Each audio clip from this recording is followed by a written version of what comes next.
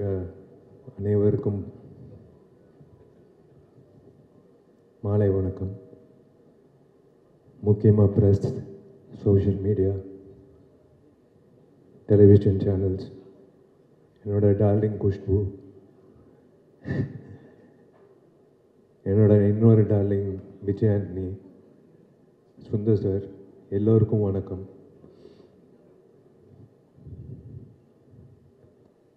முக்கியமாக I should thank sir சொன்ன மாதிரி ஜெமினி ஸ்டுடியோஸ் திரும்ப வரணும் இன் ஃபுல் ஃப்ளெஜ். ஏன்னா we are lacking production houses, to be very frank. உங்களை மாதிரி ஃபுல் ஃப்ளெஜ்டாக ஒரு டைரக்டருக்கு அந்த க்ரியேட்டிவ் ப்ரெசன்ஸ் கொடுக்குறது is something great. Hi DD. Hi sir, நீங்கள் பேசுங்க. அந்த சோஃபா வேறு ரீசன் இருக்கு, நீங்கள் வாடகை பேசுங்க. சாரி டிஸ்டர்ப் பண்ணியிருந்தா. ஒரு இன்சிடெண்ட் சொல்கிறேன்.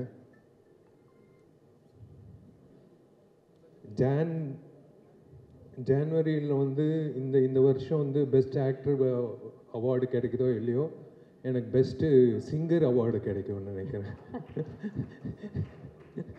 Thanks to Vijay Antony. ஏன்னா ஒரு காமெடி நடந்தது. இவங்க ரெண்டு பேர் சுந்தர் சாரும் விஜய் ஆண்டனி உள்ளே பேசிகிட்டு இருந்தாங்க. ஜி, இந்த பாட்டு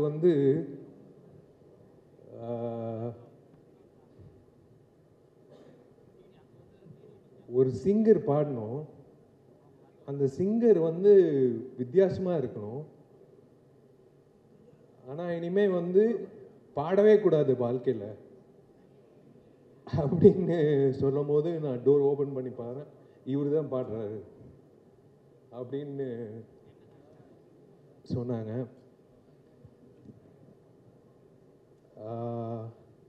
விஷால் சார், இந்த கதை சொன்னா அவங்க ரெண்டு பேரையும் மேலே கூப்பிட்டுலாமா? நீங்க என்ன நினைக்கிறீங்க? Why don't we sit down and have a chat about this? Please வாங்க.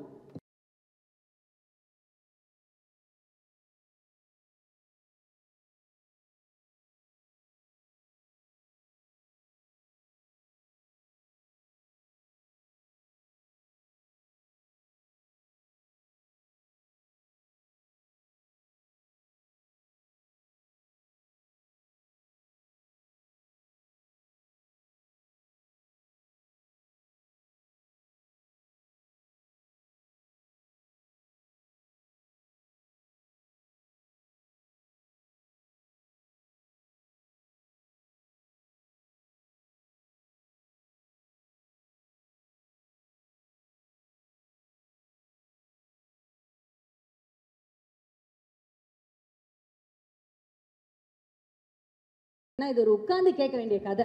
ஏன்னா ஒரு சாதாரண சிங்கர் கிடையாது இல்லையா, ஒரு மகத்தான சிங்கர். ஏன்னா இந்த வைரல் சென்சேஷன் இதெல்லாம் இப்போ சார்.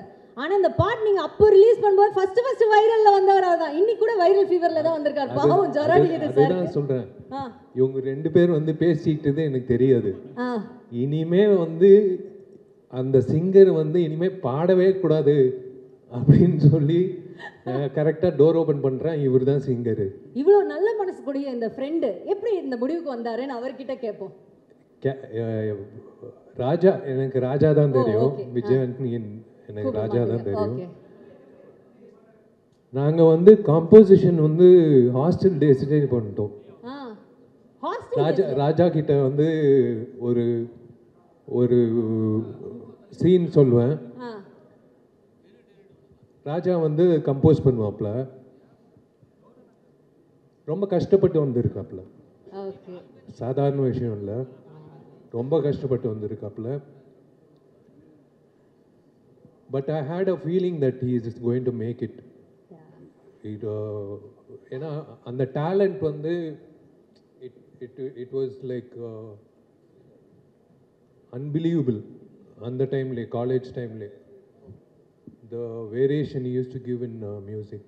So விஷால் சார் சொன்ன மாதிரி அவர் என்ன சின்ன வயசுல இந்த மாதிரி ஹாஸ்டல் டேஸ்ல இப்படி தானே அவரு வந்து கதை சொல்றது நடிக்கணும் இதுதான் ஆர்வம் ரொம்ப அப்போ எனக்கு நடிப்பு டைரக்ஷன் தான்.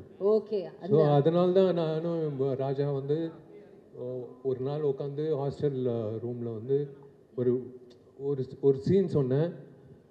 அதுக்கு வந்து கம்போசிஷன் பண்ணாப்புல. எனக்கு ஞாபகம் இருக்கான்னு தெரியல. Why don't you share about that? College படிக்கும்போது அவங்க அப்பாவோட படம் மகாபிரபு, ஐ லவ் இண்டியா அந்த மாதிரிலாம் ரிலீஸ் ஆச்சு. நான் வந்து திருநெல்வேலியிலேருந்து ஒன்றுமே தெரியாது எனக்கு சென்னையை பற்றி. பஞ்சம்புலைக்கு வந்த கதை தான். நம்ம வந்து பார்க்கும்போது இவர் எவ்வளோ பெரிய ஸ்டாரோட பையன். மகாபிரபு, ஐ லவ் இண்டியாலாம் அந்த டைமில் வந்து பெரிய படத்தில் ஒன்று. இப்போ தான் வந்து பார்த்தீங்கன்னா ரீசெண்ட் டேஸில் பெரிய பெரிய ப்ராஜெக்ட்லாம் வந்துட்டு. ஆமாம், அப்போவே ஐ லவ் இண்டியா, மகாபிரபுன்னு ஒரு டாப் மோஸ்ட் ரேங்கில் இருந்த ப்ரொடக்ஷன் கம்பெனியோட சன்னு. அப்வியஸ்லி வந்து நான் ஃபில்ம் நாலேஜ் நிறையா இருக்கும், ஆக்ட் பண்ண போகிறாரு தான் தெரியும்.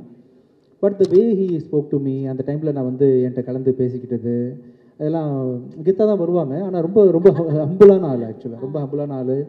ஹாஸ்டலுக்கு ரூமில் உட்காந்து என்னோடய கம்போசிங் டியூன்லாம் சின்ன கீபோர்டு தான் வச்சுருப்பேன். இப்போ இருக்கக்கூடிய பெரிய கீபோர்ட்லாம் இருக்காது. என் வசதிக்கு ஒரு கீபோர்டு வாங்கி வச்சுக்கிட்டு சின்னதாக தட்டி போட்டு காமிப்பேன். பட் அவர் வந்து அந்த டைமில் மகாபிரபு, ஐ லவ் இண்டியாலாம் கம்போசிங் போய் உட்காந்து பார்த்துருந்துருப்பார். அதுக்கு முன்னாடி அப்போ நிறைய படம் ப்ரொடியூஸ் பண்ணியிருக்காங்களே விஷயம். ஸோ இவருக்கு வந்து மியூசிக் டைரக்டர்ஸ்னால் சாதாரண விஷயம் தான். பார்த்துருக்காங்க, காலங்காலமாக பார்த்தவங்க அவங்க. பட் நான் வந்து என்னோடய டியூன் இந்த குட்டி கீபோர்டில் போட்டு காமிச்சிருக்கேன், என்கரேஜ் பண்ணியிருக்கிறாரு.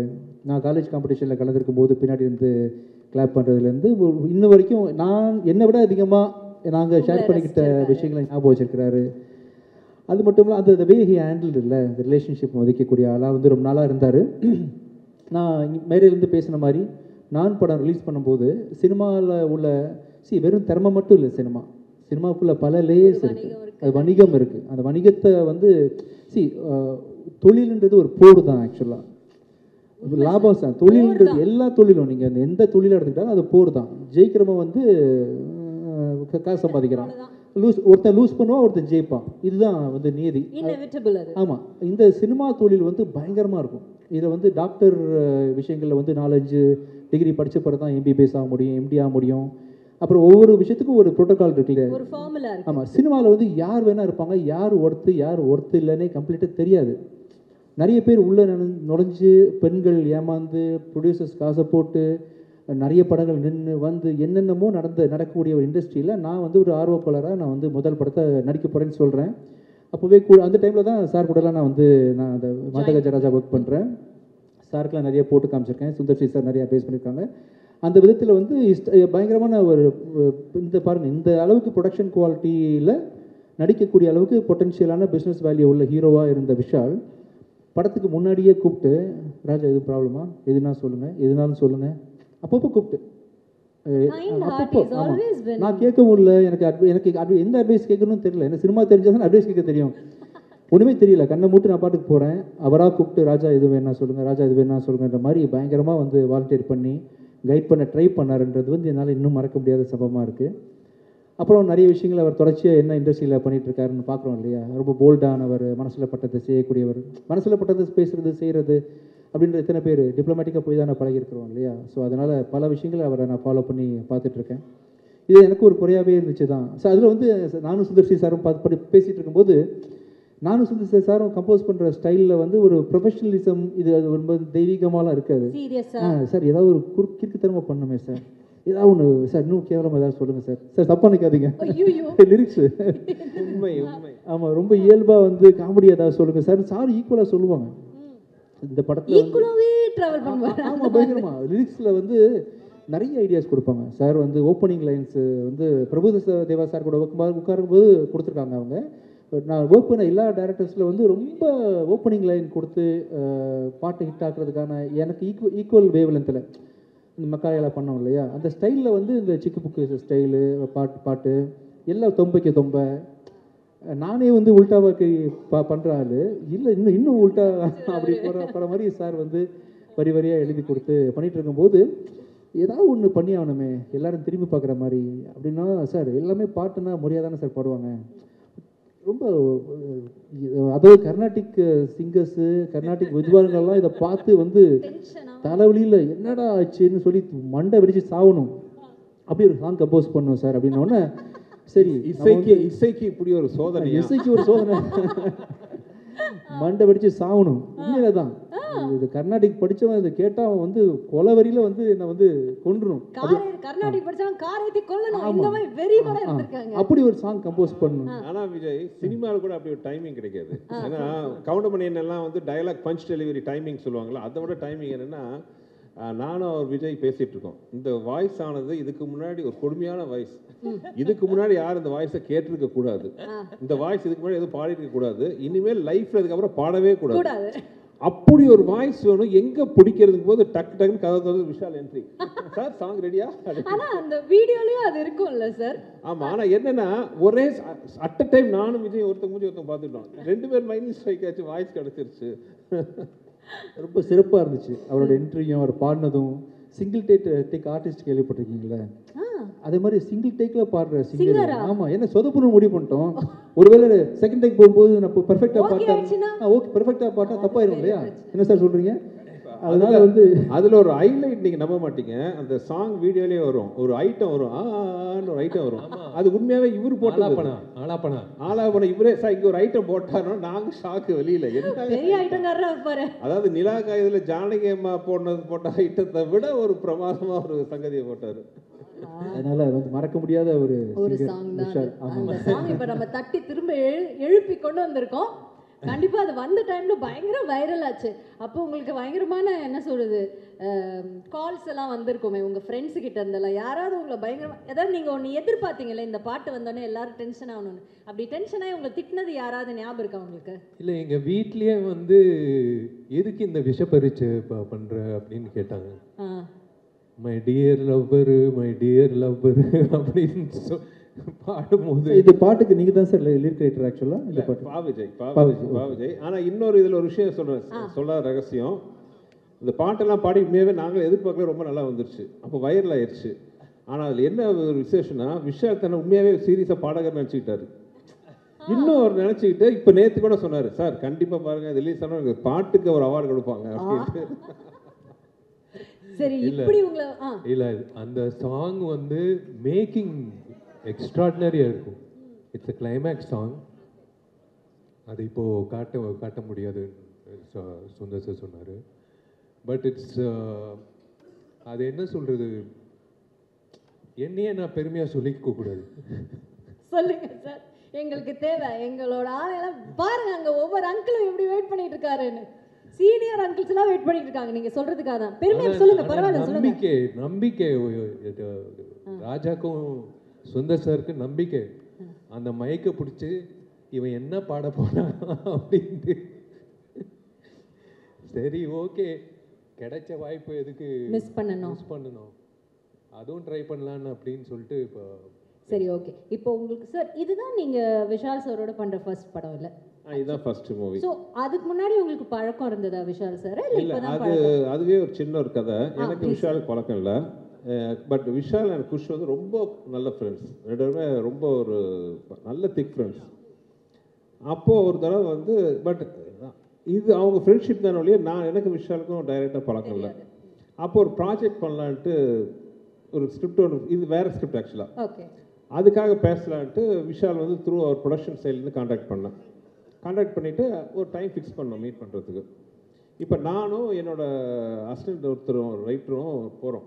விஷால் பார்க்க போகும்போது ஒரு 3 மணிக்கு அப்பாயின்மெண்ட்டு, ஒரு 2:55 பக்கமாக வீட்டு நெருங்க போயிட்டுருக்கோம். பார்த்து எதிரில் எங்களை கிராஸ் பண்ணி ஒரு கார் போகுது, விஷால் உட்காந்து போயிட்டுருக்காரு. இதை நான் கார் ஓட்டிட்டு இருக்கேன், அசிஸ்டன்ட் பார்த்துட்டார், சார் அவர் என்ன சார் போயிட்டுருக்காரு, ஆப்போசிட்டில் போகிறாரு. நான் விளையாட்டாக சொன்னவர், நான் வரவும் பார்த்து பயந்துட்டு போகிறாப்பிலையோ அப்படின்ட்டு, விஷால் இல்லைப்பா, விஷால் மாதிரி யாராவது பார்த்துட்டோம், அதான் 3 மணிக்கு நம்மளை வர சொல்லியிருக்காரு அப்படின்ட்டு ஆஃபீஸ் போனால் அங்கே இல்லை சார் வெளியில் போயிட்டாரு மாதிரி சொன்னோன்னே எனக்கு சுருன்னு ஆயிடுச்சு. என்ன இது 3 மணிக்கு வர சொல்லி 3 மணிக்கு போயிட்டோம், இங்கே காணோன்னே சுருன்னு ஆயிடுச்சு. நான் கிளம்பி மாட்டேன்.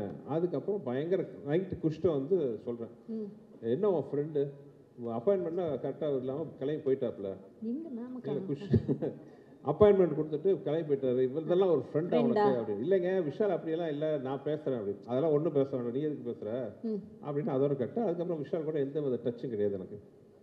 இது நடந்து ஒரு 2 மாதம் பக்கமாக ஆயிடுச்சு. ஆனதுக்கப்புறம் ஒரு ஃபங்க்ஷன், ஒரு காமன் ஒரு ஃபங்க்ஷன். இன்னும் கரெக்டாக சொல்ல போனோன்னா அது வந்து அம்மா எம்என் ராஜம்மாவோட ஏதோ அவங்களோட சம்மந்தப்பட்ட ஒரு ஃபங்க்ஷன். அந்த ஃபங்க்ஷனில் பார்த்தீங்கன்னா நாங்கள்லாம் பேசிகிட்டு இருக்கோம், பார்த்தா விஷால் என்ட்ரி. எனக்கு சுருணாது, யார் முகத்தை காலம்பூரா பார்க்கக்கூடாதுன்னு நினச்சோமோ அந்த முகம் எடுத்தோமோ, ஆமாம் அந்த முகம் நிற்குதுன்ட்டு நான் முகத்தை தூக்கிட்டு அந்த பக்கம் போயிட்டேன். சரி, விஷால் வந்து ஃபங்க்ஷன் அட்டன் பண்ணிட்டு போயிடுவாருன்னா it's such a nice soul. அந்த மாதிரி இந்த மாதிரிலாம் தங்கமான கேரக்டர் பார்க்க ரொம்ப அபூர்வம். ஃபங்க்ஷன் வந்தவர் தூரத்தில் என்னை பார்த்தோன்னே அத்தனை கூட்டத்தில் நடுவில் பூந்துக்கு வந்து நேராக கையை பிடிச்சி சொன்ன ஃபஸ்ட்டு வார்த்தை சாரி. அன்றைக்கி ஆக்சுவலாக ஒரு மெடிக்கல் எமர்ஜென்சி அவங்களோட சம்மந்தப்பட்ட ஒரு இடத்துல, அதுக்காக அர்ஜென்ட்டாக கிளம்பி போயிட்டார். அதுக்கப்புறம் காண்டாக்ட் பண்ண ட்ரை பண்ணார், காண்டாக்ட் பண்ண முடியலைங்கிற விஷயம். சார் சாரி சார், நீங்கள் எப்போ சொல்லுங்கள், நான் வந்து உங்களை மீட் பண்ணுறேன் அப்படின்னாரு. அன்றைக்கி ஆரம்பித்த நட்பு தான், அன்றைக்கி ஆரம்பித்த நட்பு. அதில் அந்த மீட்டிங்க்கு அப்புறம் அப்படியே பழகும் போது தெரிஞ்சது என்ன ஒரு நல்ல ஒரு சோல் அப்படின்னு. அதாவது எத்தனையோ ஹீரோ கூட ஒர்க் பண்ணியிருக்கேன். கார்த்திக் சாரை எப்பவுமே என்னோட அண்ணன் சொல்லுவேன். நான் நடித்த ஹீரோவில் வந்து கார்த்திக் சார் வந்து என்னோட அண்ணன்னா, என்னோட தம்பி வந்து விஷால்.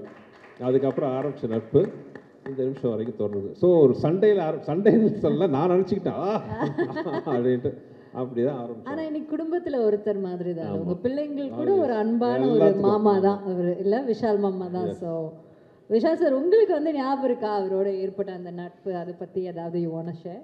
இல்லை, எனக்கு குஷ் வந்து என்னோட க்ளோஸ் ஃப்ரெண்டு. சுந்தர் சார் வந்து ஃபஸ்ட்டு கதை சொல்லும்போது ஒரு டவுட்டில் தான் கேட்டேன். வேறு கதை சொன்னீங்களே, வேறு கதை சொன்னீங்க. அதுக்கப்புறம் வந்து அப்படியே கண்டினியூ ஆச்சு, ஏதோ வந்துடுச்சு. ஆமாம், இவ்வளோ நேரம் உங்களை பற்றி தான் பேசிட்டு இருந்தோம்.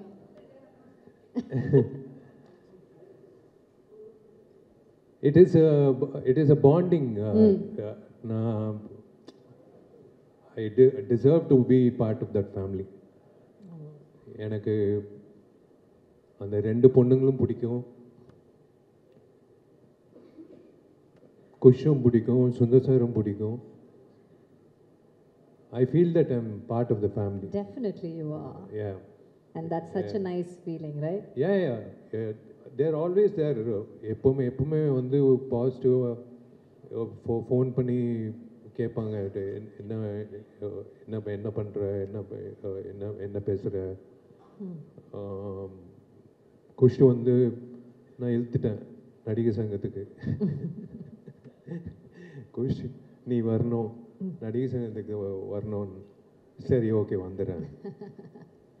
அண்ட் அவங்க ஐ திங்க் யூனோ யார் சொன்னால் இன்னைக்கு கூட for example is running a very high fever. But யாருக்காகவும் வந்திருக்க ஐ டவுட். பட் சுந்தர் சார்னா I think he is come like really high fever is running.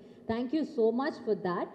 And இப்போ வந்துட்டு அதுக்கப்புறம் உங்களுக்கு இது ஒரு படம் பண்ணி முடிச்சாச்சு. பட் சார் வந்துட்டு எப்போவுமே வந்து பார்த்தீங்கன்னா அவர் வந்து ஒரு 40 நாள் ஷூட்டிங்னா 40 நாளில் ஷூட்டிங் முடிஞ்சிடும்.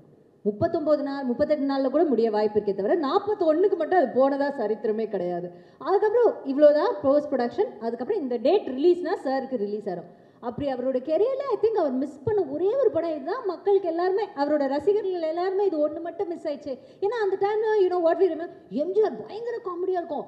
ஐயோ அந்த கிளைமேக்ஸ்க்கு முன்னாடி ஐயோ பயங்கர காமெடியாக இருக்கும். ஒரு 15 minutes இருக்குது ஒரு சீக்வன்ஸு. நான், Santhanam, Rajendran, Manobala sir.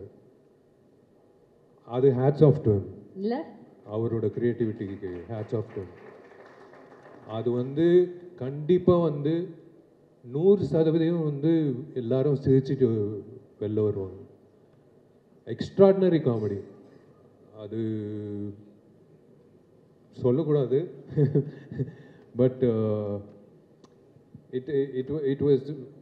it is a wonderful journey working with him. அதுக்கப்புறம் அவ்வளோ படம் பண்ணிட்டீங்க, யூனோ. அதுக்கப்புறம் நீங்கள் 2 படம் பண்ணீங்க, யூனோ. அண்ட் நீங்கள் சார், சந்தானம் சார் காம்பினேஷன். ஆக்சுவலாக இந்த படத்தில் அது ஒரு சந்தோஷமான விஷயம். ஏன்னா ஆக்சுவலாக இந்த மதகஜராஜா டைட்டில் நாங்கள் வச்சது வந்து ஆக்சுவலாக வேறு ஸ்கிரிப்ட். அது ஓகே. ஆக்சுவலாக ஒரிஜினல் நாங்கள் ஆரம்பித்த படம் வேறு. பட் அது கொஞ்சம் டஃப்பான ஸ்கிரிப்ட். அது ஹீரோ வந்து 3 கேரக்டர் அப்படின்னு ஆரம்பித்தோம். அதுக்கப்புறம் தான் படம் கொஞ்சம் ஷூட்டிங்க்கு கொஞ்சம் முன்னாடி தான் வந்து இந்த ஸ்கிரிப்ட் பண்ணலாம், அதோட இது நல்ல கமர்ஷியல் என்டர்டெய்னராக இருக்கும்ட்டு நானும் இங்கே வெங்கட் 2 பேர் இப்போ இந்த காமெடி எல்லாம் சொல்றீங்க பாத்தீங்களா, உட்காந்து மண்டையை பிச்சுக்கிட்டு உருட்டி அதுன்ட்டு. என்ன ஒரு நல்ல ஒரு இன்ட்ரெஸ்டிங்கான விஷயம் அபவுட் மதகஜராஜன்னா, இப்போ பிஸியான ஹீரோவா இருக்கிற சந்தானம், அது இது என்னது சொல்றது, விண்டேஜ் சந்தானம் இருக்காரு பார்த்தீங்களா, யூமா ஒரு பேரலாம் படம் ஃபுல்லாக. அதுக்கு முன்னாடி வந்து சந்தானம் எங்கட வந்து கலகலப்பு பண்ணார் தீயா வேலை சென்குமார். உண்மையை சொல்ல போனால் அந்த 2 படத்துலையும் பார்த்தா 5 நாள் தான் ஒர்க் பண்ணியிருந்தார். கலகலப்பில் ஒரு 5 days, தீயா வேலை சென்குமாரில் 6 days தான். நிஜமா இப்ப கூட அந்த காமெடி அப்படியே ஃபிளாஷ் ஆகுது. யுவன் சங்கர் ராஜா அப்படிம்பாரு, நான் கருப்பு ராஜாவா வேலை. ஆமா, நாகூர் பிரியாணி உளுந்தூர்பேட்டை நாய்க்கு தான் கிடைக்கும் அது பாருங்க இப்போ வரைக்கும். ஆமா, பட் இந்த படத்துல பாத்தீங்கன்னா சந்தானம் த்ரோட்டா இருப்பாரு. த்ரோட்டா இஸ் அப்ப இதுக்கப்புறம் தான் அரண்மனை பண்ணீங்களா சார்? இதுக்கப்புறம் அரண்மனை. ஓகே, அதுலயும் அவர் த்ரோட்டா இருப்பாரு. Okay okay. ஸோ அந்த விண்டேஜ் சந்தானம், அப்புறம் விண்டேஜ் விஜய். ஏன்னா விண்டேஜ் விஜய் அவர் இந்த மாஸ் சாங் பார்க்கும்போது எனக்கு வயிற்றுச்சா இருக்கு. என்ன இந்த சாங்லாம் இந்த மாதிரி பாருங்க, கண்டிப்பா சார் கேட்கும் போது. இன்னொன்று அவரோட மியூசிக் மட்டும் இல்லை, அவரோட வாய்ஸ், பேக்ரவுண்ட், அந்த வாய்ஸ், அந்த கடைசி தொம்மைக்கு தொம்மை சாங்கு, அவரோட வாய்ஸ், அந்த ஐ எனர்ஜி, அந்த எனர்ஜியில பார்த்து தான் விஷால் ஆடின டான்ஸ் பாருங்க, என்ன எனர்ஜெட்டிக்கா இருக்கும். விஷாலே பார்த்து ஆச்சரியமா பார்க்குறேன், என்ன நான் இந்த ஆட்டம் ஆடி இருக்கேன். உண்மையிலேயே எனக்கே ஞாபகம் இல்லை. Vintage Santhanam, vintage Vijay. Luckily பார்த்தீங்கன்னா எல்லாரும் இப்போ வந்து அதோட ஒரு படி மேலே, இன்னும் நல்லா சந்தோஷமா இருக்கும். So it's like looking back at our college days. நான் காலேஜ் போல, looking back our school days. Sir actually இன்னொரு விஷயம் கூட சொல்லணும் இந்த இடத்துல, 2 ஹீரோயின்ஸ் இப்போ அவங்க ஹீரோயின்ஸா நடிச்சிருக்க இவ்ளோ நாட்ல அப்புறம் there also you know an higher level, they still in the current industry and they doing so well. அதையும் நம்ம கண்டிப்பா we have to mention at this point நினைக்கிறேன். அதான் ஊட்டியில குறிஞ்சி பூ வந்து 12 வருஷத்துக்கு ஒரு வாட்டி பூக்கும். அந்த மாதிரி வந்து மதகஜராஜா வந்து 12 வருஷம் கழிச்சு அப்படியே ஃப்ரெஷ்ஷாக இருக்கும்.